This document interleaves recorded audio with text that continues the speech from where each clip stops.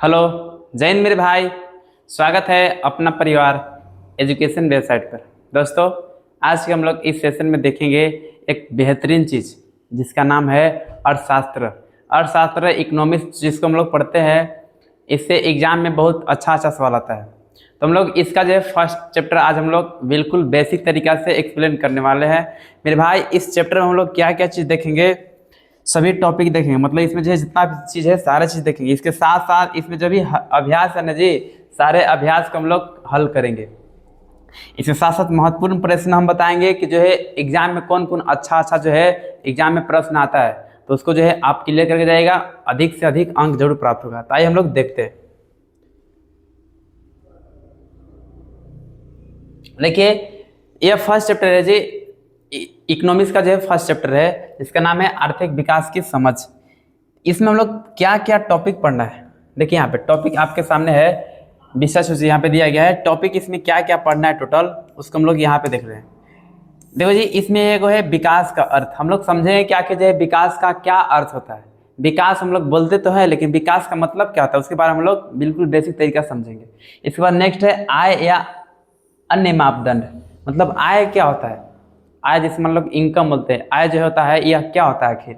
इसी प्रकार प्रति व्यक्ति आय हम लोग समझेंगे, राष्ट्रीय आय समझेंगे, लिंगानुपात, शिशु मृत्यु दर, साक्षरता दर और विकास की धारणीयता। इसके साथ साथ हम लोग जो है और अच्छा जो है चीज़ है, इसके और एक आज वो टॉपिक है उसको हम लोग समझेंगे इसमें। तो हम लोग आइए हम लोग बारी बारी से देखो प्रत्येक टॉपिक को देखते हैं। तो पहले हम लोग जो है पहला समझ देखिए, पहला यहाँ पे विकास का अर्थ। विकास का अर्थ क्या होता है, हम लोग अनेक तरीक़ा से सुनते हैं, हम लोग देखते हैं कि किसी भी देश का विकास हो रहा है कि नहीं, किसी भी इंसान का विकास हो रहा है कि नहीं। तो हम लोग इसका आखिर समझते हैं कि विकास आखिर होता क्या है। देखिए मेरे भाई, विकास क्या होता है, जब कोई व्यक्ति अपना जो है क्षमता के अनुसार, अपना हुनर के अनुसार वो जो है दिन प्रतिदिन अपना जो है कार्य क्षमता में बढ़ता जाता है। उसको जो है मान लो कि कोई अगर मजदूर है जी, या फिर कोई भी वर्कर है, उसको क्षमता के अनुसार उसका काम अगर अलग अलग मिलता रहेगा। मान लो कि किसी को अगर क्षमता है ना कि जो है 2 गो ईंटा उठाने की, और उसको अगर क्षमता बढ़ गया 3 गो उठाने के लिए, इसी प्रकार क्षमता बढ़ गया 4 गो उठाने के लिए, तो उसको हम लोग जान रहे हैं कि उसका जो है विकास हो रहा है। इसी प्रकार जैसे हम लोग समझते हैं क्या, जैसे मान लो कि कोई भी जॉब करता है, छोटा मोटा जॉब, जैसे मान लो कि झारखंड से अगर आप लोग होंगे तो देखो झारखंड पुलिस होता है। झारखंड पुलिस से उसका जो है प्रमोशन था, धीरे धीरे दरोगा तक बन जाती है, धीरे धीरे जो है। तो झारखंड पुलिस से दरोगा तक की सफर जो हुआ, हम लोग बोले हैं कि वह जो है मानव विकास हो रहा है उसमें, मतलब उसमें जो है कुछ न कुछ विकास हो रहा है। इसी को बोलते हैं, मतलब जो है जब कोई व्यक्ति को उसके क्षमता या उसके हुनर के अनुसार अगर काम मिलता है ना, तो उसको हम लोग बोलते हैं कि वह उसके जीवन में जो है विकास हो रही है। तो इसका मतलब हुआ विकास। विकास का अर्थ यही है कि जो है कोई भी फील्ड में जो है इंसान जो है जब ऊपर की और जाता है, जैसे मान लो कि इंडिया है, चाहे कोई भी देश है, उसका जो है उसका प्रति व्यक्ति आय के साथ साथ उसका जो है अन्य सारे स्रोत में बढ़ोतरी हो, उसी को हम लोग बोलते हैं विकास। इसका देखिए अगला चीज है क्या, आय या मापदंड, आय या अन्य मापदंड। आय क्या होता है, जैसे हम लोग इनकम इसको बोलते हैं, इंग्लिश में इसको बोलते हैं इनकम। आय क्या होता है, जब जो है किसी न किसी अन्य स्रोत से लोग इंसान जो है कुछ कमाते हैं, अपना धन कुछ अर्जित करते हैं। तो जो है जैसे मान लो कोई भी किसी फील्ड में जा करके उसमें काम करता है, उसके बदले कुछ न कुछ उसको मिलता है, उसी को बोलते हैं हम लोग इनकम, आय। आय क्या होता है जी, आय के द्वारा जो है अन्य तरीका से बहुत तरह से उसका मापदंड किया जाता है कि अर्थव्यवस्था के आधार पर अलग अलग जो है अर्थव्यवस्था के आधार पर अलग अलग व्यक्ति का अलग अलग आय होती है। कोई जो है मजदूर है तो उसका इनकम कम होगा। इस तरह से कोई जो है प्रोफेशनल आदमी, जैसे मान लो कि सरकारी जॉब में है, उसको अधिक इनकम होगा। इसके साथ साथ कोई जो है बिजनेसमैन है जी, उसको अधिक इनकम होगा। सबको जो है अलग अलग श्रेणी में जो है अलग अलग अर्थव्यवस्था के आधार पर अलग अलग आय होती है। तो यही चीज़ है तुम्हारा आय। इसके साथ साथ देखो हम लोग बाबू देखो आगे चले, यहाँ पे देखो इस चैप्टर का बहुत इंपॉर्टेंट टॉपिक है जिसका नाम है प्रति व्यक्ति आय। प्रति व्यक्ति आय ये जो है इस चैप्टर का सबसे इंपॉर्टेंट टॉपिक है, प्रति व्यक्ति आय। जैसे मान लो कि जो है क्या, किसी भी देश में जो कुल नागरिक है ना, किसी भी देश में कुल नागरिकों द्वारा अर्जित किया गया टोटल धन को अगर उस देश में कुल जनसंख्या से अगर भाग दे देते हैं तो उसी को बोलते हैं प्रति व्यक्ति आय। इसका मतलब होता है यह जो है इसको हम लोग एक और नाम से जानते हैं औसत आय से। इसका एक और नाम है औसत आय। देखो जी ये क्या होता है, मतलब जो है किसी देश की कुल आय, किसी देश की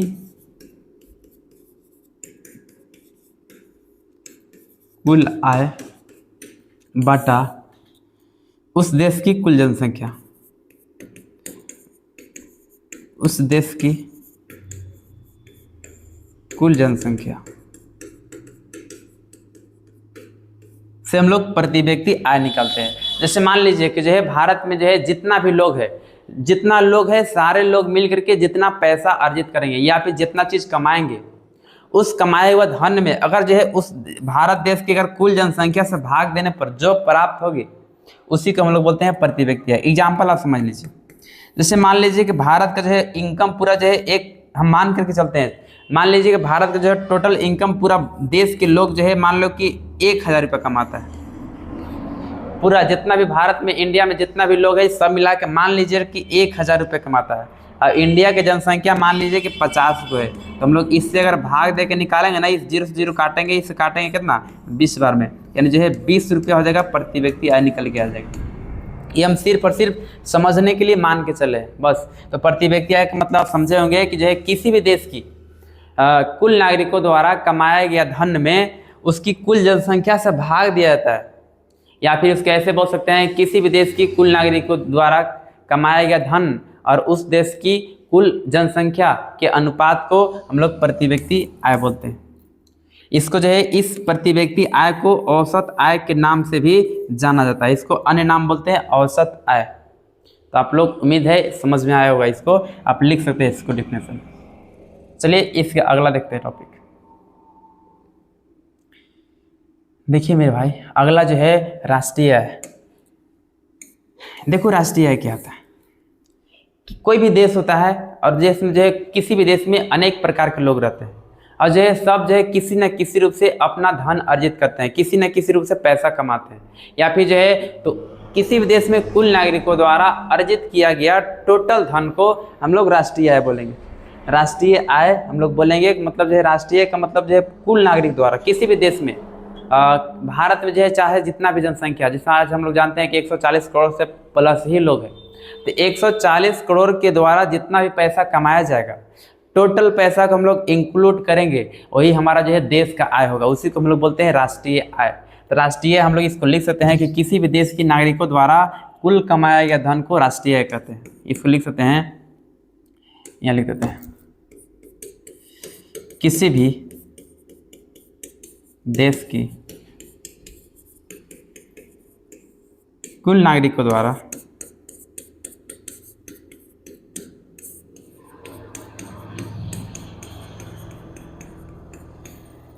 कमाया गया धन को राष्ट्रीय आय कहते हैं।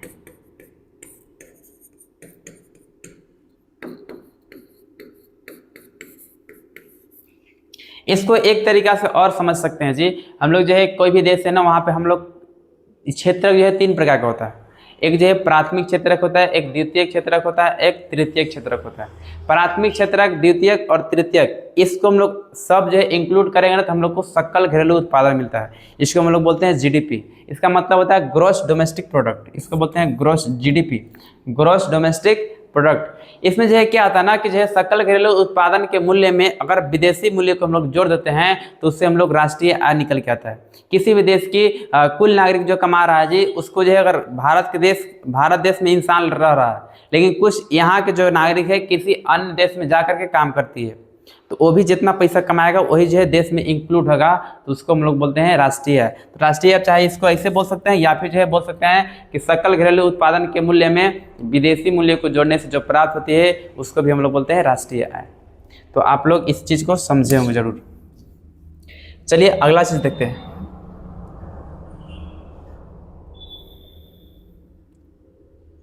देखिए जी आज हम लोग जो है तरह तरह की जो है कुछ योजना लाते हैं कि बेटी बचाओ बेटी पढ़ाओ। इस तरह से हम लोग योजना लेकर के आते हैं, सरकार लेकर आती है, बेटियों की रक्षा करती है। आखिर क्यों? आज हम लोग जो है आखिर इसका रक्षा करने का मेन रीज़न यह है ना कि आज जो है दिन प्रतिदिन लोग जो है सिर्फ और सिर्फ पुरुष की प्राधान्यता दिया जा रहा है। हमारा जो देश है ना भारत देश में भी पुरुषों की प्रधानता दी जाता है। तो हम लोग जो है आज हम लोग बेटियों को ज़्यादा आदर लोग नहीं करता है। जो अगर मान लो किसी घर में अगर एक बेटी अगर जन्म ले लिया तो दूसरा अगर होने लगेगा ना तो मुझे नहीं करने देता है। अगर बेटा दूगो ले लिया तो चलेगा। इसका जो है यही से जो है देश में संकट होने की दर है जी। देश में आज दिन प्रतिदिन बेटियों की जनसंख्या कम होती जा रही है। इसी को बोलते हैं हम लोग लिंगानुपात। क्या होता है किसी भी देश में? देखो यहाँ पे लिंगानुपात का मतलब पुरुष और महिला का अनुपात को बोलते हैं लिंगानुपात। देखो क्या होता है जी, 1000 जो है 1000 जन्मे जो पुरुष होता है, 1000 पुरुष पर उपस्थित महिलाओं की संख्या को हम लोग बोलते हैं लिंगानुपात। मतलब 1000 पुरुष पर कितना महिला होती है उपस्थित, 1000 पुरुष पर कितना महिला पड़ता है, उसी को हम लोग बोलते हैं लिंगा अनुपात। यहाँ पर लिख सकते हैं प्रत्येक 1000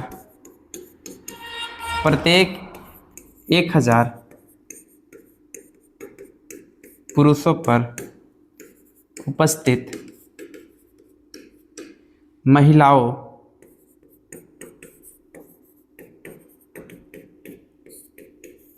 की संख्या को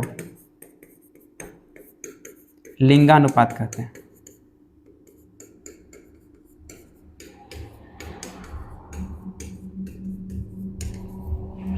ये भारत का जो है अभी वर्तमान में जो लिंगानुपात है यह जो है 943 है।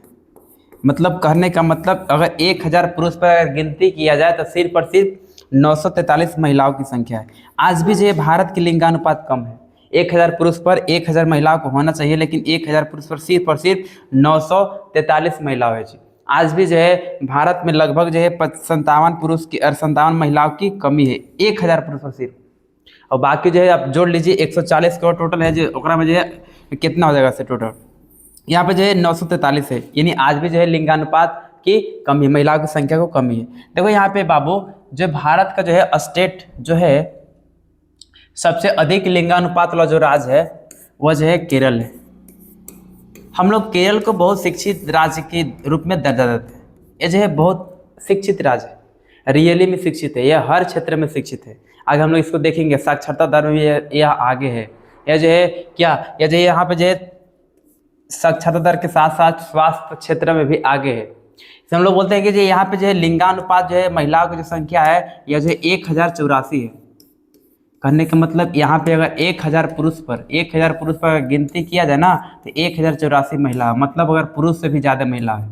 अगर ऐसा कंट्री ऐसे अगर देश अरे नहीं ऐसा अगर स्टेट रहेगा जी तो हम लोग को जो है बहुत विकास होगा। लेकिन जो है इस तरह से नहीं। इसका सबसे कम जो है वाला राज्य हरियाणा है। यहाँ पे हरियाणा है, यहाँ पे सिर्फ और सिर्फ 847 लिंगानुपात, यानी सोच लीजिए कितना कम है यहाँ पे। तो इस तरह से जो है सबसे अधिक लिंगानुपात वाला राज्य हो जाएगा केरल हो जाएगा, और सबसे कम वाला राज्य हो जाएगा हरियाणा। चलिए इसके आगे हम लोग देखते हैं जो भी टॉपिक है देखते हैं आगे। शिशु मृत्यु दर।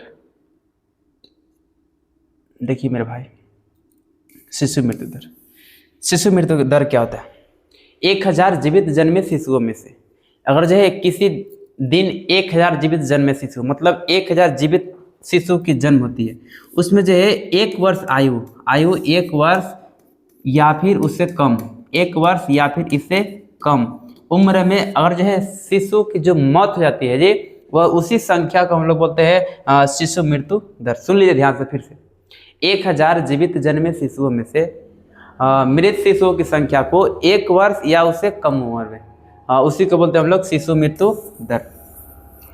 यहाँ पे लिख देते हैं 1000 जीवित जन्मे 1000 जीवित जन्मे शिशुओं में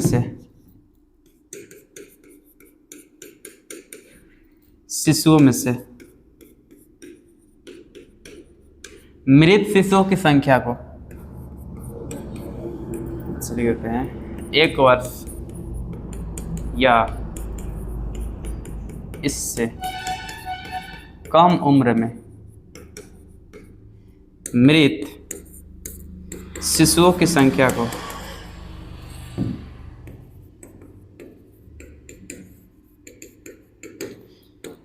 शिशु मृत्यु दर बोलते हैं।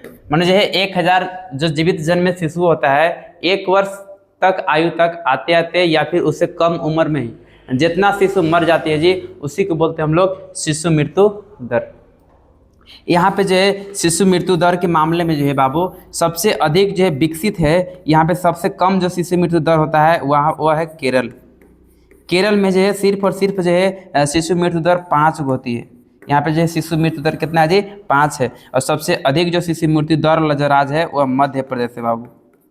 यहाँ पे टोटल जो है 36 है, लगभग जो है 36 की श्रेणी में आता है। यह जो है यहाँ पे शिशु 36 को डेट कर देता है लगभग। यह जो है औसत निकलता है, टोटल जो है ऑल ओवर जो निकलता है जी औसत के रूप में निकलता है। ये तुम्हारा जो है शिशु मृत्यु दर हो गया। चलिए अगला टॉपिक देखते हैं। आगे देखें हम लोग इसको बोलते हैं साक्षरता दर। साक्षरता दर का मतलब यह शिक्षा के आधार पर है। देखो जी, जब कोई व्यक्ति 7 वर्ष या फिर उससे अधिक उम्र का हो, जब कोई व्यक्ति 7 वर्ष का हो या फिर उससे अधिक उम्र का हो और उसको जो है किसी एक भाषा में, कम से कम एक भाषा में पढ़ने या फिर लिखने का ज्ञान हो। आप ध्यान से सुनिए, जब कोई व्यक्ति 7 वर्ष का हो या फिर उससे अधिक उम्र का हो और उसे किसी एक भाषा में कम से कम पढ़ने या फिर लिखने का ज्ञान हो, उसको हम बोलते हैं साक्षरता। उसको क्या बोलते हैं जी, साक्षरता बोलते हैं। और जो है कितना जनसंख्या के आधार पर उसको देखते हैं कि उस कितना जनसंख्या है, उसके आधार पर अगर निकालते हैं ना, उसको बोलते हैं हम लोग साक्षरता दर। साक्षरता दर बोलते हैं। इसको आप लिख सकते हैं, आप लोग ध्यान से सुनिए, आप लिख लीजिए। जब कोई व्यक्ति 7 वर्ष का हो या फिर उससे अधिक उम्र का और उसे किसी एक भाषा में पढ़ने या लिखने का ज्ञान हो, उसको हम लोग बोलते हैं साक्षर। क्या बोलते हैं, साक्षर। और जनसंख्या के साथ अगर उसको इंक्लूड करते हैं और शिक्षित जनसंख्या में कितना उसका दर है, उसी को बोलते हैं हम लोग साक्षरता दर। लिख सकते हैं इसको। कोई व्यक्ति जो 7 वर्ष का हो, 7 वर्ष का हो या उससे अधिक उम्र का हो और उसे किसी एक भाषा में किसी एक भाषा में कम से कम एक भाषा में पढ़ने या लिखने का ज्ञान हो,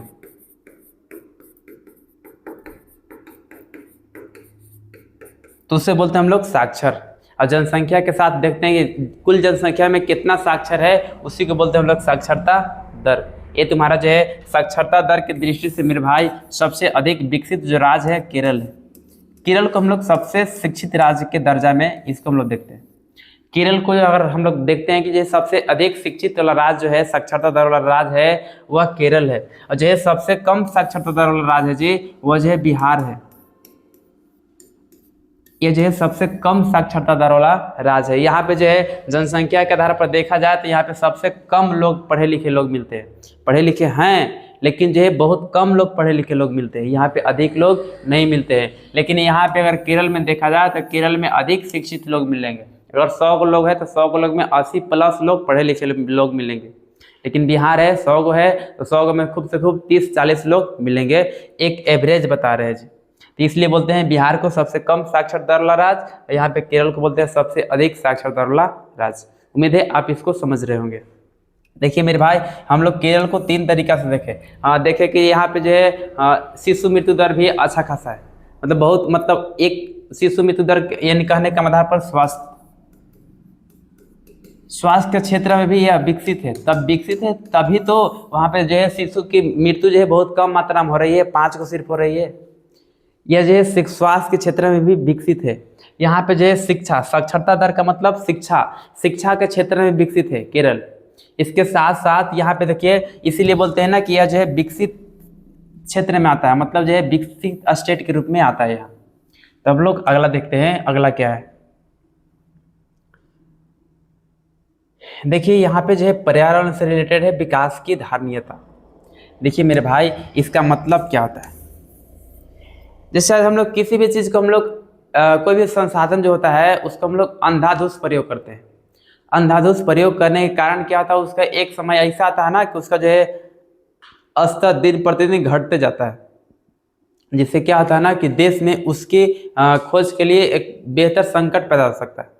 जैसे आज की दौर में देखते हैं हम लोग डीजल पेट्रोल का अगर हमारा देश में अगर भरपूर मात्रा में होता तो आज डीजल पेट्रोल के लिए लोग इतना लड़ते झगड़ते नहीं, इतना उसका रेट बहुत ऊपर तला हाई लेवल तकला नहीं जाता। इसलिए हम लोग आज जो है सिलेंडर गैस का जो है कीमत जो होता है 1000 प्लस हो गया है। तो आज जो अगर हमारा देश में अगर भरपूर मात्रा में होता तो ये इतना रेट ऊपर की ओर नहीं जाता। हम लोग जो है किसी भी देश जो है जब किसी संसाधन की कमी होती है ना तो देश उस संसाधन को पूरा करने में अपनी बहुत सारा खर्च उस पर लगा देता है। तो यहाँ पे धारणीयता का मतलब है यहाँ पे बाबू कि जो है ऐसा संसाधन का प्रयोग करो, इसको बोलते हैं बाबू सतत पोषणीय विकास। सतत पोषणीय विकास।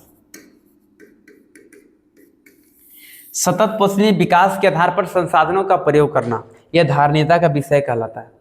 धारणीयता का विषय कहने का मतलब कोई संसाधन को ऐसा प्रयोग करो। सतत पोषणीय विकास में हम लोग जियोग्राफी में देखे थे कि यह जो है किसी भी संसाधन का ऐसा प्रयोग करना जिससे जो है किसी भी पर्यावरण को नुकसान न हो और जो है आने वाला भविष्य के लिए वह संसाधन भी सीमित मात्रा में बचा रहे और जो है किसी भी तरह से कोई समस्या नहीं हो। जैसे हम लोग उसी आधार पर हम लोग क्या करते हैं, सूर्य के प्रकाश का प्रयोग करते हैं। सूर्य के प्रकाश के द्वारा जो हम लोग बिजली उत्पन्न करते हैं जी, उससे जो है किसी तरह से कोई पर्यावरण प्रदूषित नहीं होता है। इसके साथ साथ जो है हमारे आने वाला भविष्य के लिए लंबे समय तक अगर कितना प्रयोग करेंगे तो खत्म होने वाला नहीं है। तो हम लोग बोलते हैं ना कि यह सतत पोषणीय विकास के आधार पर उसको हम लोग प्रयोग कर रहे हैं। तो जो है किसी भी संसाधन को हम लोग जो है जब इस आधार पर प्रयोग करते हैं ना तो उसको बोलते हैं विकास की धारणीयता। इससे हम लोग प्रयोग करने से हम लोग क्या फायदा होता है जी, इससे हम लोग जो है जब हम लोग सतत पोषणीय विकास के आधार पर या फिर कोई संसाधन को हम लोग ऐसा प्रयोग करते हैं ना, उसका भविष्य में देखते हुए कि आखिर जो है आगे चल के हमको समस्या झेलना पड़ेगा क्या, उसको हम लोग देखते हुए जब हम लोग प्रयोग करते हैं ना जी, तो उसको हम लोग बोलते हैं धारणीयता का विषय। इससे जो है देश का विकास होता है। देश का विकास कैसे होता है, जैसे मान लीजिए कि मेरे पास अगर जो है कुछ है, मान लो कि अगर है आज हम लोग जो है डीजल या फिर पेट्रोल, अगर हम लोग जो है पहले से इसका प्रयोग करते अच्छा से और मेरे पास सब चीज़ रहता है ऐसा, तो इसको जो है खपत एक बार करने के बाद दोबारा हम लोग इसको प्रयोग नहीं ला सकते। लेकिन जैसे ही हम लोग जो है अगर सौर ऊर्जा का प्रयोग करेंगे, सौर ऊर्जा का प्रयोग करके हम लोग अगर तरह तरह का जो है हम लोग जो डीजल और पेट्रोल खपत करते हैं, आखिर इससे अगर यही चीज़ जो काम करते हैं डीजल और पेट्रोल से, वही चीज़ हम लोग सौर ऊर्जा का प्रयोग करके अगर चलेंगे तो सौर ऊर्जा की भरमार है, यह कभी भविष्य में ख़त्म नहीं होगा। जब नहीं ख़त्म होगा ये तो हम लोग सब कुछ इस पर डिपेंड हो जाएंगे। जब इस पर डिपेंड हो जाएंगे तो हम लोग जो है इसमें अलग से पैसा इन्वेस्ट करने की कोई ज़रूरत नहीं पड़ेगा। जब नहीं ज़रूरत पड़ेगा तो जो पैसा बचेगा जी, वो पैसा से किसी देश का अन्य काम हो जाएगा और अन्य काम होगा तो देश का विकास होगा या नहीं। उसी तरह से हम लोग बोलते हैं ना कि किसी भी चीज़ को अगर हम लोग सतत पोषणीय विकास के आधार पर प्रयोग करो, जिससे हमारा जो है देश का के लिए पैसा बचेगा, संसाधन बचेगा, जिससे देश का विकास होगा। इसलिए हम बोलते हैं, इसी को बोलते हैं हम लोग विकास की धारणीयता। उम्मीद है आप लोग इस तरीका से बेहतर तरीका से जरूर समझ रहे हो। चलिए इसका अगला देखते हैं हम लोग कि अगला क्या है। इसका जो है सुन के आप अच्छा से समझ लीजिए और एक बार आप किताब जरूर पढ़ लीजिएगा, एनसीईआरटी जो बुक, जिससे बहुत बेहतर तरीका से समझ में आ जाएगा। देखिए मानव विकास रिपोर्ट, मानव विकास रिपोर्ट। देखिए मेरे भाई, किसी भी देश को हम लोग देखते हैं कि विकसित है, विकासशील है या फिर अविकसित है, उसको हम लोग जैसे मान लो कि यूएनडीपी एक अंतर्राष्ट्रीय संस्था है जो किसी भी देश को बताता है कि विकसित है या कि विकासशील है या फिर अविकसित है। यह जो इसका जो आधार होता है चेक करने किसी भी देश को विकास है कि विकसित है कि किस तरह से है, तो देश के इसका 3 स्तर होती है जी। एक को बोलते हैं हम लोग क्या, प्रति व्यक्ति या बोलते हैं, कलर चेंज कर लेते हैं, एक को बोलते हैं प्रति व्यक्ति आय, प्रति व्यक्ति आय। एक इसका जो है मापने की तरीका है उसको बोलते हैं शिक्षा, जिसको बोलते हैं साक्षरता, और जो है अगला है स्वच्छता।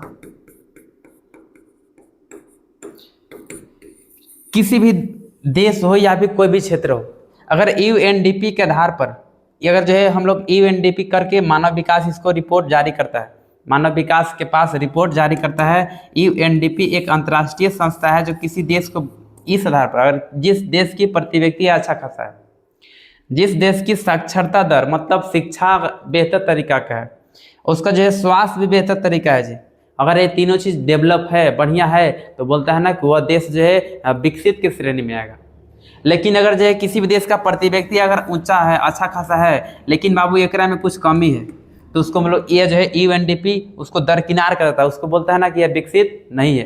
अगर विकसित होना है तो साक्षरता को भी, उसको स्वच्छता को भी अच्छा रखना पड़ेगा, उसको साक्षरता, उसमें शिक्षित होना बहुत जरूरी होगा। अगर जो उसमें प्रति व्यक्ति है भी अच्छा खासा, मतलब उसमें पैसा भी अच्छा खासा लोग के पास होना चाहिए, जिससे लोग के पास जब पैसा रहेगा ना तब वह अपनी सारे आवश्यकता की चीज़ को खरीद सकता है।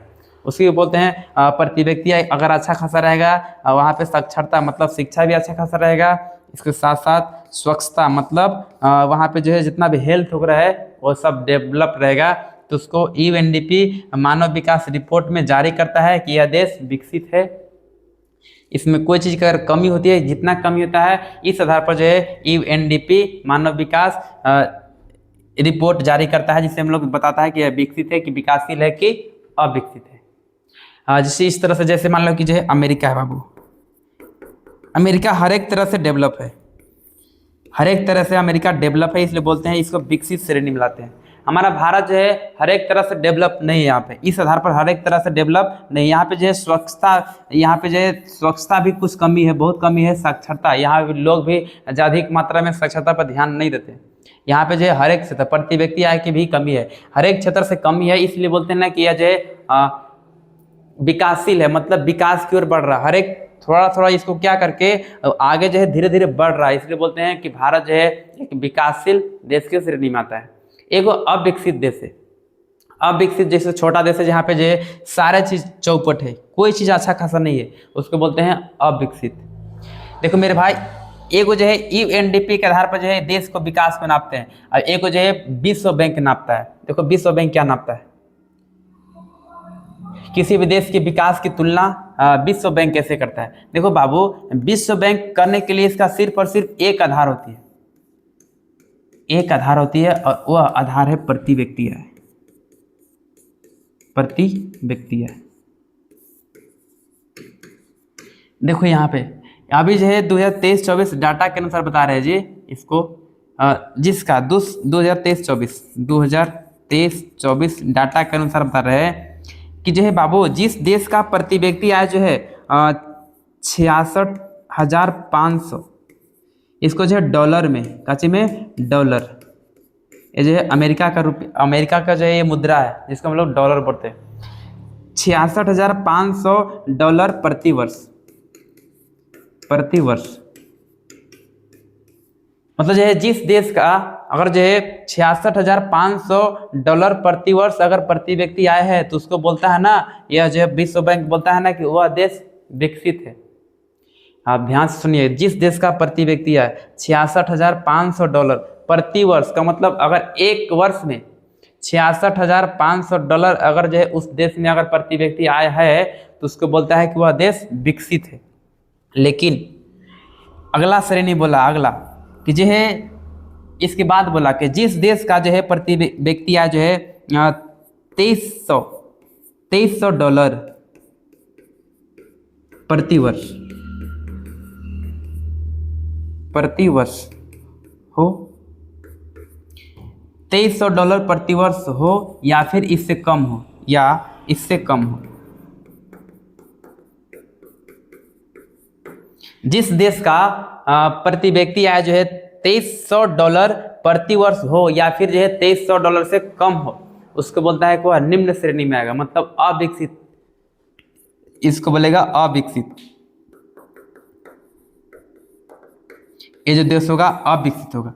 जिसका जो है प्रति व्यक्ति आय 66,500 डॉलर होगा जी प्रति वर्ष, वो जो है विकसित श्रेणी में आएगा। और जिसका जो है प्रति व्यक्ति है $2300 या फिर इससे कम होगा एक वर्ष में, उसको बोलेगा कि यह जो है अविकसित में आएगा। मेरे भाई भारत जो है, भारत का वर्तमान में 11,000 डॉलर प्रति वर्ष है, इसलिए भारत को बोला जाएगा कि भारत को बोला जाता है कि यह विकासशील है। विकासशील मतलब यह विकास की ओर बढ़ रहा है। देखिए इस तरह से 2300 से अगर अधिक जिसको है, 2300 से $2400 $2500 जो होगा, या 2300 से जिसका अधिक अगर प्रति व्यक्ति है साल भर में है, तो उसको जो है विकासशील के श्रेणी में रखा गया। इसलिए जो है इसको जो है भारत को मध्य श्रेणी में रखा जाता है। यह जो है कि विकास की ओर बढ़ रहा है, यह निम्न श्रेणी में नहीं है, उस श्रेणी में नहीं है, यह विश्वा में है भारत। इसलिए यहाँ पर ये जो है विश्व बैंक मापता है सिर्फ और सिर्फ प्रति व्यक्ति आय के आधार पर। जिस देश का प्रति व्यक्ति आय 66,500 प्रति वर्ष है डॉलर, उसको बोला जाएगा विकसित है। जिसका प्रति व्यक्ति आय $2300 या फिर उससे कम रहेगा, उसको बोला जाएगा कि वह अविकसित है। और जिसका जो है 2300 से अधिक रहेगा और 66,500 से कम रहेगा, उसके बीच में रहेगा, उसको बोला जाएगा क्या, विकासशील है, मतलब विकास की ओर बढ़ रहा है। विकास की मापने के दो तरीका बताए। एक जो है UNDP नापता है, जो प्रति व्यक्ति आय भी आधार मानता है, और जो है साक्षरता दर भी आधार मानता है, और स्वच्छता मानता है। 3 गो आधार मानता है। ये को जो है विश्व बैंक बताए, विश्व बैंक सिर्फ और सिर्फ प्रति व्यक्ति आधार मानता है, प्रति व्यक्ति आय के आधार पर यह मापता है। तो उम्मीद है आप बिल्कुल अच्छे तरह से जरूर समझे होंगे। चलिए इसके आगे हम लोग चलते हैं। इसका आगे हम लोग इसका इम्पोर्टेंट सवाल भी लेके आए जी मेरे भाई, जिससे आप हम लोग जो है तुम्हारा जो है अब अभ्यास का सवाल चालू हो गया। यहाँ पे देखिए ध्यान से, सारे टॉपिक था जो हम लोग बारीक तरीका से समझे। एक बार आपको अगर समझ नहीं आएगा तो दोबारा आप लोग जरूर देख लीजिएगा। इसको आप आवाज़ सुन करके और वीडियो रोक के जरूर लिख लीजिएगा सारे। देखिए यहाँ पे जो है पहला सवाल, ध्यान से देखिए।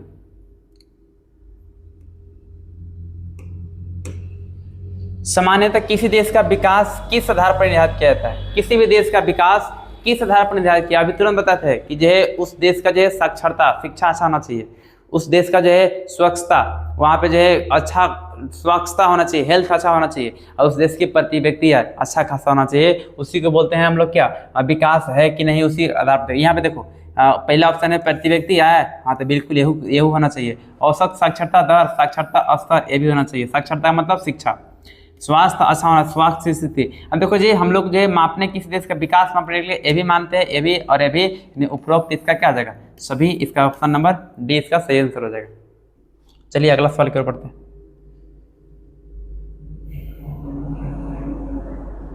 देखिए अगला सवाल है, निम्नलिखित पड़ोसी देशों में से मानव विकास के लिहाज से किस देश की स्थिति भारत से बेहतर है? मतलब भारत से बेहतर किस देश का है जी? तो भारत का देश सर यहाँ पे है जो हो जाएगा यह श्रीलंका है। ऐसा नहीं कि श्रीलंका में अधिक प्रति व्यक्ति आए, ऐसा नहीं कि अरे के यहाँ पे होने का रीजन क्या है, ऐसा नहीं कि मतलब यहाँ पे जो एक लोग कमाता है ना पैसा, इतना नहीं कमाता है। विकसित होने का रीजन है ना कि यहाँ पे जनसंख्या बहुत कम है।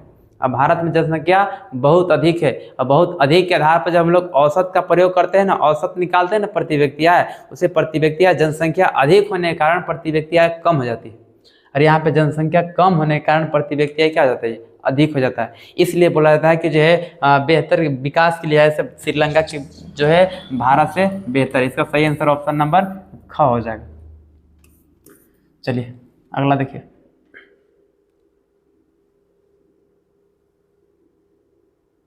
देखिए यहाँ पे जो मान लीजिए कि एक देश में 4 परिवार है, एक देश है कोई, ओकरा में 4 गो परिवार है। इन परिवारों की प्रति व्यक्ति आय 5,000 रुपये है। अगर 3 परिवार की आय जो है, एक का 4,000 है, एक का 7,000 है, एक का 3,000 है, तो चौथे परिवार की आय क्या होगा? तो हम लोग प्रति व्यक्ति आय बराबर ऊपर सूत्र लिखे थे, प्रति व्यक्ति आय बराबर, याद करिए, प्रति व्यक्ति आय, प्रति व्यक्ति आय बराबर लिखे थे कि कुल देश की कुल आय बटा कुल जनसंख्या। देश की कुल आय में अगर कुल जनसंख्या से भाग देते हैं तो हम लोग को निकल के आता है प्रति व्यक्ति आय। देखिए मेरे भाई प्रति व्यक्ति आय दे दिया, प्रति व्यक्ति आय कितना दिया है? 5,000 रुपये। तो प्रति व्यक्ति आय के आधार पर कितना लिखेंगे? 5,000। चलिए अब देखिए देश की कुल आय, देश की कुल आय मतलब देखो यहाँ पे देखो 4 गो परिवार है जी, एक परिवार 4,000 कमाता है तो 4,000 लिखेंगे, एक परिवार 7,000 कमाता है 7,000 लिखेंगे, एक परिवार कितना कमाता है 3,000 कमाता है 3,000 लिखेंगे। चौथा परिवार को पूछ रहा है तो चौथा परिवार हमको पता नहीं कितना कमाता, तो मान लेते हैं ना कि 100 रुपया कमाएगा। अब देखो बट्टा कुल जनसंख्या, क्या वो जनसंख्या जो टोटल क्या हुआ देश में 4 गो परिवार, तो कुल जनसंख्या कितना हुआ वहाँ पे 4। बस इसका कैलकुलेशन कर दो आंसर आ जाएगा। 5,000 के 5,000 आप लोग मैथ तो जानबे करते होंगे। हाँ 4,000 और 7,000 जोड़ेंगे कितना चाहिए 11,000, 11,000 3,000 कितना जाएगा 14,000 प्लस एक्स बटा कितना जाएगा 4, कुछ नहीं तो 1 नीचे। अब इसके बाद देखो यहाँ पे हम लोग हल करने के लिए तिरछा तिरछे गुना करते हैं। अगर इसको ऐसे करेंगे जी तो 14,000 प्लस एक्स हो जाएगा बराबर 5,000 गुने 4 करेंगे कितना हो जाएगा 20,000 हो जाएगा। अब देखिए इसको आगे करते हैं। देखिए अगर x बराबर निकालना चाहेंगे बाबू तो x बराबर 20,000 का 20,000 हो जाएगा इधर। देखो प्लस में 14,000 है बराबर जाएगा काचे में जाएगा माइनस में 14,000। अब देखो x बराबर निकालना चाहेंगे तो 20,000 में से अगर 14,000 घटाएंगे कितना बचेगा 6,000। ये चौथा जो परिवार है जी, चौथा व्यक्ति है, यह चौथा व्यक्ति जो है यह 6,000 रुपये कमाएगा, इसलिए ऑप्शन नंबर क्या हो जाएगा ऑप्शन नंबर डी हो जाएगा 6,000 रुपया। अगला परिवार जो है चौथा परिवार 6,000 उसका प्रति व्यक्ति आ जाएगा। समझे कि नहीं? चलिए आगे देखते हैं।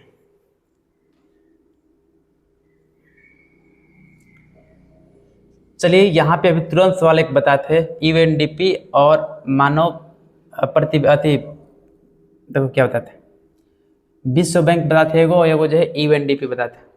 देखिए क्या है सवाल, क्या है, यह अभ्यास का बहुत इंपॉर्टेंट सवाल है। विश्व बैंक विभिन्न वर्गों को वर्गीकरण करने के लिए किस प्रमुख मापदंड का प्रयोग करता है? इस मापदंड की अगर कोई सीमाएं है, कोई जो है सीमाएं है तो क्या सीमाएं है? कहने का मतलब सीमाएं का मतलब कमी क्या है? देखो मेरे भाई इसको हम लोग आंसर लिखते हैं। देखो अभी तुरंत बताए थे कि जो है किसी भी जो है विश्व बैंक जो है किसी भी देश का वर्गीकरण करने के लिए प्रति व्यक्ति आधार को, प्रति व्यक्ति आय को आधार मानता है। जिस देश का प्रति व्यक्ति आय $66,500 प्रति वर्ष होता है उसको विकसित समझता है, और जिस देश का प्रति व्यक्ति आय $2,300 प्रति वर्ष हो या फिर उससे कम हो तो उसको बोलता है अविकसित, और जो इसके बीच में श्रेणी में आता है उसको बोलता है कि विकासशील है। बस यही चीज़ को यहाँ पे लिख देना है, तुम्हारा क्या हो जाएगा आंसर हो जाएगा। चलिए हम लोग लिखते हैं कि लिखते हैं कि विश्व बैंक, लिखेंगे विश्व बैंक विभिन्न वर्गों को वर्गीकरण करने के लिए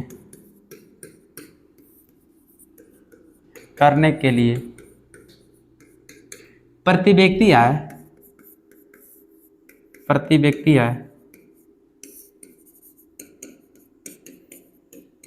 को आधार मानता है, चलिए हम समझाते हैं, आगे आप लोग को लिख लीजिएगा, क्या कि अगर लिखेंगे तो बहुत समय लगेगा, हम समझा दे रहे हैं। आधार मानता है जिस देश की प्रति व्यक्ति है, जिस देश की प्रति व्यक्ति है $66,500 प्रति वर्ष अगर हो या फिर इससे अधिक हो तो उसको बोलता है ना कि यह विकसित देश है। कैसा है? विकसित देश है मेरे भाई। और जिस देश का जो है अगर जो है 2,300 अगर है $2,300 प्रति वर्ष या कम हो, $2,300 या फिर इससे कम हो प्रति वर्ष, उसको मानता है कि अविकसित है, अविकसित है। यह जो है विश्व बैंक का आधार मानता है कि जिसका जो है इतना है उसको विकसित मानेगा, जिसका जो है इतना है उसको मानेगा अविकसित। अब भारत को हम लोग, भारत जो राज्य में रहते हैं, भारत राज्य में रहते नहीं ना, भारत हम लोग देश में रहते हैं ना, तो जो है भारत का जो है 11,000 है $11 प्रति वर्ष यहाँ पे प्रति व्यक्ति आए, इसलिए जो है भारत को बोलते हैं ना कि यह विकसित श्रेणी में ना होकर के क्या है जी विकासशील श्रेणी में। तो इसको आप लोग लिख लीजिएगा। हम लोग अगला सवाल की ओर बढ़ रहे हैं।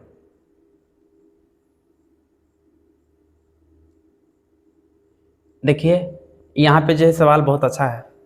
विकास मापने का यूएनडीपी का मापदंड किन पहलुओं में विश्व बैंक से के मापदंड से अलग है? कहने का मतलब यहाँ पे जो है यूएनडीपी को बताते हैं। अभी यूएनडीपी बताते हैं कि यूएनडीपी को जो है विकास मापने का आधार 3 गो होता है। बताए थे कि क्या एगो होता है प्रति व्यक्ति है, प्रति व्यक्ति है। एक बताते हैं साक्षरता, साक्षरता का मतलब शिक्षा स्तर। एक बताते हैं जो है स्वच्छता मतलब हेल्थ। लेकिन एक जो है विश्व बैंक बताते हैं। विश्व बैंक देखिए, विश्व बैंक भी किसी भी देश का जो है विकास के स्तर वर्गों को वर्गीकरण करता है और यूएनडीपी भी करता है वर्गीकरण। लेकिन जो है इसका मापने का तरीका कुछ और होता है, इसका मापने का तरीका कुछ और होता है। इसका मापने का तरीका सिर्फ और सिर्फ प्रति व्यक्ति है। सिर्फ और सिर्फ क्या है जी, अभी तुरंत अगला जो भी चौथा सवाल उसमें देखिए, प्रति व्यक्ति। विश्व बैंक में सिर्फ और सिर्फ इसका जो है मापदंड जो है प्रति व्यक्ति आया है, लेकिन यूएनडीपी में जो है मापदंड का जो आधार है जी प्रति व्यक्ति आया है, साक्षरता दर और स्वच्छता दर, मतलब तीनों होना चाहिए। वो जो है यूएनडीपी नापता है और जिसका जो है विश्व बैंक जो मापने की आधार है इसमें सिर्फ और सिर्फ प्रति व्यक्ति है। बस इसी को हम लिख देंगे, लिखेंगे क्या कि विकास मापने का यूएनडीपी का जो मापदंड का जो है पहलू है प्रति व्यक्ति आय, साक्षरता दर और स्वच्छता है। लेकिन परंतु जो होता है ना, विश्व बैंक को किसी भी देश का स्तर नापने के लिए सिर्फ और सिर्फ प्रति व्यक्ति आय मापदंड का प्रयोग करता है। आपका आंसर सटीक हो जाएगा और यहाँ पे इतना में आपको अच्छा खासा नंबर मिल जाएगा। यदि आप किताब की भाषा से अगर रट के चलिएगा तो आपको जो है याद करने में बहुत समस्या होगा जी, आप आंसर अच्छा से नहीं लिख पाइएगा। इसलिए बिल्कुल आसान तरीका से समझिए, अपना भाषा में उसको आंसर जरूर लिखिए जिससे आपको किसी भी तरीका से समस्या न हो, ताकि उसको अपना भाषा में लिखेगा तो नंबर भी अच्छा खासा मिलेगा। किताबी भाषा में लिखेगा तो वहाँ पे जो है अच्छा खासा समझ में नहीं आएगा जी और नहीं भी लिख सकता है। इसलिए इसको आप अच्छा खासा जरूर लिखिए। अगला सवाल की ओर चढ़ रहे हैं। देखिए अगला सवाल है, बहुत इंपॉर्टेंट सवाल है, एग्जाम में बहुत बार पूछ ले क्या जो है इंपॉर्टेंट सवाल है। इसके पहले वाला भी इंपॉर्टेंट था। हम औसत का प्रयोग क्यों करते हैं? इनके प्रयोग से क्या कोई सीमाएं है, मतलब क्या कोई कमी है जी? विकास से जुड़े अपने उदाहरण देकर स्पष्ट कीजिए। हम औसत का प्रयोग क्यों करते हैं? देखिए मेरे भाई, यहाँ पे जो है हम औसत का प्रयोग क्यों करते हैं? विभिन्न देशों को जो है, विभिन्न देश जो है ना, अलग अलग देश में जनसंख्या जो है अलग अलग होती है। बस जो है विभिन्न देशों को अलग अलग जनसंख्या में उसको जो है समझने के लिए, अलग अलग आंकड़ा को समझने के लिए, विभिन्न देशों में जनसंख्या अलग होने के कारण उसको जो है अधिक अलग अलग आंकड़ा को समझने के लिए हम लोग जो है सिर्फ और सिर्फ औसत का प्रयोग करते हैं। आंकड़ा को आसानी पूर्वक समझ सके इसलिए हम लोग औसत का प्रयोग करते हैं। जैसे मान लो कि जो है एक जो है छोटा सा देश है, उस देश में मान लो कि एक व्यक्ति जो है 40 रुपये कमाता है, एक व्यक्ति 50 रुपये कमाता है, एक व्यक्ति 60 रुपये कमाता है, एक व्यक्ति 80 रुपये कमाता है। इसी तरह से अलग अलग व्यक्ति जो है अलग अलग पैसा कमाता है, अलग अलग रुपया कमाता है। अगर देश का विकास मापना है तो अलग अलग हम लोग अगर जोड़ के चलेंगे जी तो इतना जोड़ना आसान नहीं हो पाएगा, नहीं हो पाएगा। इसलिए हम लोग क्या करते हैं, इसको सारे को इंक्लूड करके एक औसत आय निकाल लेते हैं। औसत कहने का मतलब कुल को जोड़ करके और उसको जो है कुल जनसंख्या से भाग देते हैं, उससे हम लोग बोलते हैं औसत। उसी का हम लोग प्रयोग करके और उसको जो है आंकड़ा को आसानी सरल बना लेते हैं, आसान बना लेते हैं। इसीलिए हम लोग जो है औसत का प्रयोग करते हैं। इनके प्रयोग में क्या कोई सीमा है? हाँ बिल्कुल सीमा है। इसका प्रयोग में जो है क्या होता है ना जी मेरे भाई, देखो यहाँ पे क्या होता है। जिस मान लो कि मेरे यहाँ पे जो है हम कुछ एग्जाम्पल ले रहे हैं। जिस मान लो कि एक व्यक्ति 1 रुपया कमाता है, एक व्यक्ति मान लो कि जो है 100 रुपया कमाता है, हाँ एक व्यक्ति मान लो कि जो है 5000 रुपया कमाता है। ठीक है, 3 गो व्यक्ति हो गया। और जो है एक व्यक्ति जो हो गया कितना हो गया जी, एक व्यक्ति मान लो 99 रुपया कमाता है। अब देखिए एक व्यक्ति मान लो कि जो है 5 रुपया कमाता है। अब देखिए यहाँ पे अगर इसका हम लोग निकालेंगे ना औसत आय, देखो औसत आय निकाल के दिखाते हैं। औसत आय में सबको हम लोग जोड़ेंगे, सबको जोड़ेंगे तो 5000 जोड़ेंगे और जो 99 एक जोड़ेंगे 100 हो जाएगा और जो है 5000 5100 5200 5200 5 रुपया हो जाएगा। 5205 के गो है जी टोटल? 1 2 3 4 5। अगर 5 से भाग देंगे इसको, देखो 5 से कम 5, 500 का 20, 5 से कम 5, यही लगभग हमको कितना आएगा जी 1041 रुपया। देखो मेरे भाई, हम लोग इसको औसत का हम लोग औसत निकाले ना तो हमको इसका इनकम आया। देखो एगो 1 रुपया कमा रहा था, एगो 5 रुपया कमा रहा था, एगो 5000 कमा रहा था, एगो 5 रुपया, एगो 99 रुपया, एगो 100 रुपया। देखिए एक वो इंसान को ज़्यादा कमाने के कारण क्या हो गया ना, सबके आय को जो है इंक्लूड जो हुआ औसत में हुआ, औसत पूरा बढ़ गया। 1 रुपये कमा रहा है, लेकिन बताया जा रहा है ना कि यह 1000 कमा रहा है। देखो बहुत ज़्यादा है ये, इससे बहुत ज़्यादा है। तो इससे क्या होता है ना कि औसत का प्रयोग से किसी भी देश में जो स्थित लोग है, वास्तविक जेन्युइन जो लोग है जी, उसका पता नहीं चल पाता है। जैसे मान लो कि 1 रुपया कमा रहा है, ये तो गरीब है, लेकिन यहाँ पे इसको दर्शाया जा रहा है ना कि 1041 रुपये कमा जा रहा है प्रत्येक व्यक्ति। तो यह जो है गरीब को इसको दबा के दिया गया। इसलिए हम लोग बोलते हैं कि यही इसका जो है कमी है, यही इसका सीमाएं है कि औसत का प्रयोग से किसी भी देश का जो है जेन्युइन, किसी भी क्षेत्र का जेन्युइन जो होता है ना, एकदम स्तर पर जो छोटा होता है उसको दबा दिया जाता है, उसको स्तर से बाहर निकाल दिया, दबा दिया जाता है। इसलिए बोलते हैं कि यही जो है इसमें सीमाएं है, यही विकास से जुड़ी जो है, यही जो है तुम्हारा क्या हो जाएगा, एक उदाहरण के रूप में हम पेश कर दिए। तो उम्मीद है आप इसको जरूर समझे होंगे। इसको अपना तरीका से आप समझ के जरूर लिख लीजिएगा कि जो है किसी भी देश का जो है भिन्न भिन्न आंकड़ा को आसान तरीका से समझने के लिए औसत का प्रयोग करते हैं। औसत का प्रयोग में करने से जो है उसकी सीमा होती है। सीमाएं का मतलब उसमें कमी होती है। कमी क्या होता है कि उससे जो है किसी भी क्षेत्र में उपस्थित जो लोग होता है ना, जेन्युइन लोग, उसकी जो है वास्तविक स्थिति का पता नहीं चल पाता है, जिससे हम लोग का क्या होता है ना कि उसका जो है रियल तरीका से उसको जानकारी नहीं ले पाते हैं। यही तुम्हारा क्या हो जाएगा, इसका सटीक आंसर हो जाएगा। तो हम लोग इसका अगला सवाल की ओर बढ़ते हैं।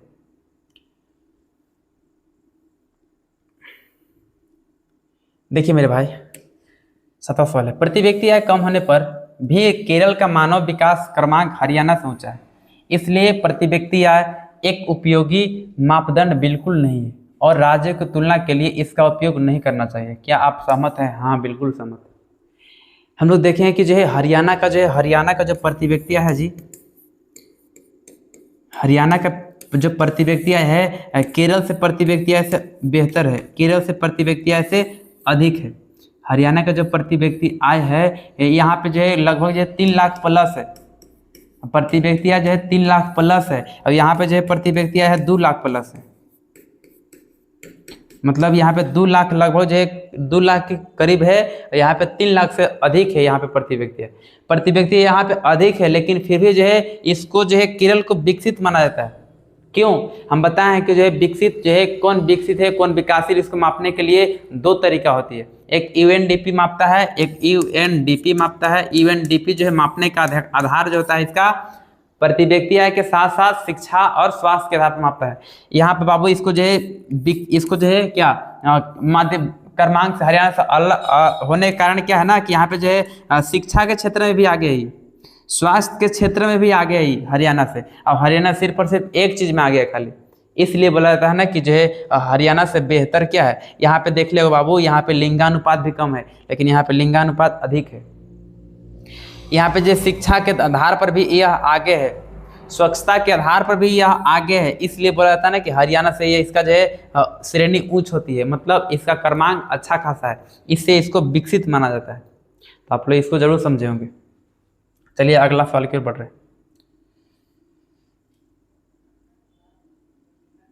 देखिए यहाँ सवाल है, भारत के लोगों द्वारा ऊर्जा के किन स्रोतों का प्रयोग किया जाता है, ज्ञात कीजिए। अब से 50 वर्ष बाद क्या संभावना हो सकती है? भारत के लोगों द्वारा ऊर्जा के किन स्रोतों का प्रयोग किया जाता है? भारत के लोग द्वारा अभी जो है अनेक प्रकार की ऊर्जा का प्रयोग किया जा रहा है। जैसे मान लो कि विद्युत ऊर्जा, विद्युत जो है हम लोग को कोयला वगैरह से बनता है, जिससे हम लोग को जो है बहुत तरीका से हम लोग को नुकसान होता है, पर्यावरण भी इससे प्रदूषित होता है। इसी तरह तरह के जो है बीमारियां उत्पन्न होती है पर्यावरण प्रदूषित होने के कारण। जिसमें मान लो कोयला जलता है तो धुआं निकलता है, और धुआं से जो है लोग क्या होता है, लोग जो है उससे बीमार पड़ते हैं, और जो है पर्यावरण भी प्रदूषित उससे बहुत अधिक मात्रा में होता है। और क्या होता है ना कि और जो है इससे हम लोग जो है बिजली बनाते हैं, कोयला वगैरह जला करके हम लोग बिजली बनाते हैं, जिससे हम लोग को जो है तरह तरह के बहुत नुकसान होता है, हम लोग को बहुत कठिनाइयों को सामना करना पड़ता है।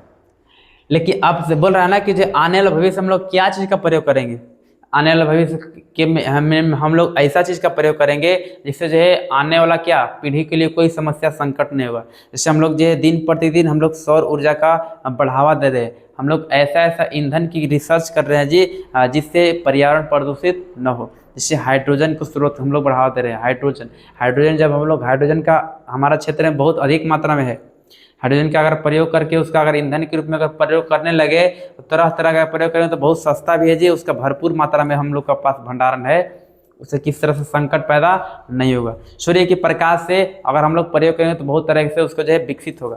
तो आने वाला भविष्य में जो हम लोग को इसका जरूर प्रयोग करेंगे। हाइड्रोजन गैस का हो गया, उसका प्रयोग करेंगे।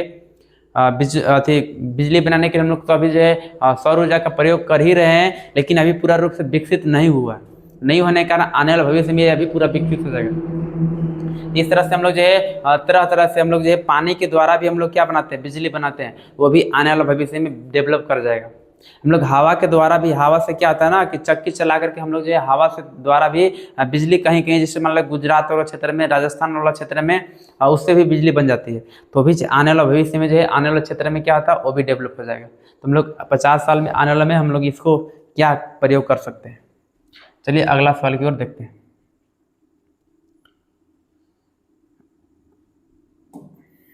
देखिए अगला सवाल क्या है। ये सवाल जो है बहुत इंपॉर्टेंट सवाल है मेरे भाई, इसको आप जरूर लिख लीजिए। इसको हम यहाँ पे हम लिख रहे हैं आप लोग, बहुत इंपॉर्टेंट। धारणीयता का विषय विकास के लिए क्यों महत्वपूर्ण है, इसको हम समझाया है कि जो है धारणीयता का विषय का अर्थ होता है कि किसी भी संसाधन का ऐसा प्रयोग करो जिससे किसी तरह से संसाधन की कमी ना हो और आने वाला भविष्य में क्या हो, उसके जो है भरपूर मात्रा में बने रहे। इसको लिखते हैं धारणीयता।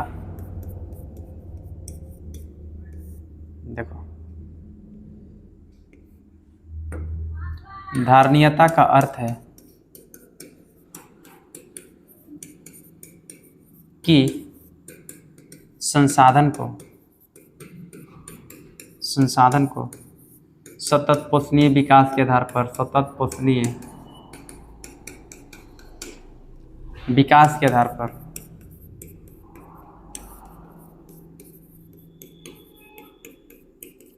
पर प्रयोग करना,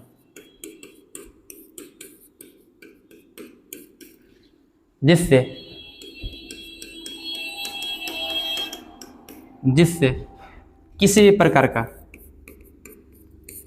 किसी भी प्रकार का पर्यावरण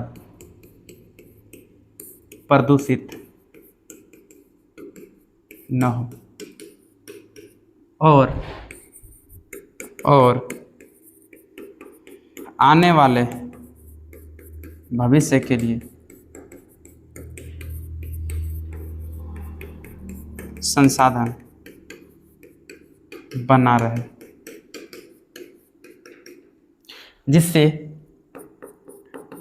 जिससे हमारी देश की संसाधन बचेगी और हमारा देश इस पर फिजूल खर्च नहीं कर पाएगा, फिजूल खर्च नहीं करना पड़ेगा इसे, जिससे देश का विकास होगा, देश का विकास होगा। ये तुम्हारा क्या हो जाएगा, आंसर हो जाएगा। इसको आप जो है जरूर आप लोग क्लियर कर लीजिएगा।